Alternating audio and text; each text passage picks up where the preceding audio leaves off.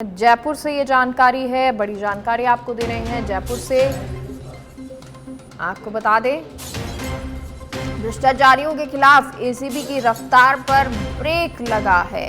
पहले लगातार जहां भ्रष्टाचारियों पर कार्रवाई, तो वहीं अब ये ब्रेक आचार संहिता के कारण कार्रवाइयों में लगातार गिरावट आ रही है। एसीबी एक साल पहले तक हर रोज 3 से 4 ट्रैप की कार्रवाइयां करती थी, लेकिन अब एसीबी के अधिकारी सप्ताह में 1 से 2 ट्रैप की कार्रवाइयां कर रहे हैं। और एसीबी के द्वारा जारी आंकड़ों में कामकाज में चौंकाने वाला खुलासा हुआ है।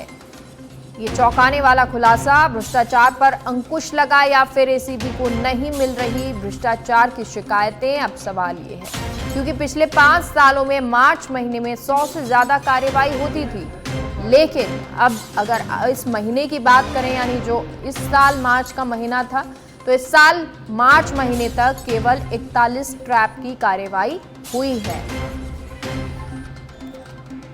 और सहयोगी ओम हमारे साथ जुड़ गए हैं। ओम, क्योंकि पहले कार्रवाई का जो आंकड़ा था वो बहुत बड़ा था और इस बार 41 के आसपास जो है वो कार्रवाई हुई है, क्या कारण नजर आ रहा है?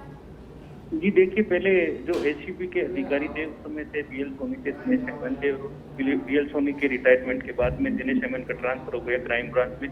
तो उसके बाद में जो एडीजी लगे, हेमंत प्रियदर्शी को लगाया और उनको अभी डीजी का चार्ज है। अभी हाल ही में राजीव शर्मा प्रतिनियुक्ति पर डीजी के पद पर बाहर चले गए हैं। या तो एक अपन कह सकते हैं, या तो तबादले जो एसीबी में लगातार हो रहे हैं वो है एक कारण हो सकता है, या फिर एसीबी में या तो शिकायतें नहीं मिल रही भ्रष्टों के खिलाफ, या ये भी कह सकते हैं कि क्या भ्रष्टाचार पर भी अंकुश लग गया।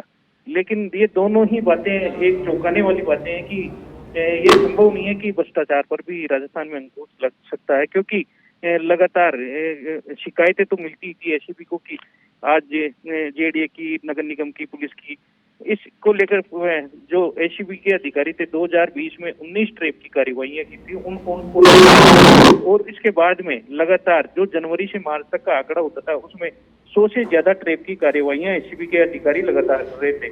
एसीबी ने एक टोल फ्री नंबर भी शुरू किया था। ये शिकायतें ज्यादातर टोल फ्री नंबर पर आने लग गई थी और उन शिकायतों के आधार पर भी एसीबी का ग्राफ ट्रेप की कार्रवाइयों का लगातार बढ़ रहा था। लेकिन पिछले 1.5-2 साल की माने तो जैसा एसीबी की जो कार्रवाई है उस पर ब्रेक सा लग गया। इसको लेकर कई तरह के सवाल खड़े हो रहे हैं।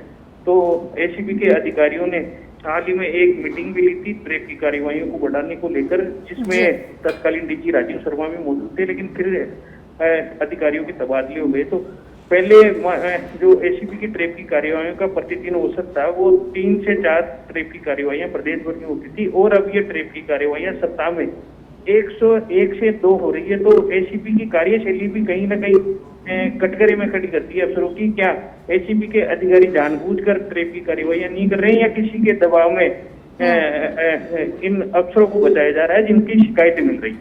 ठीक है, बहुत बहुत शुक्रिया ओम तमाम जानकारी के लिए।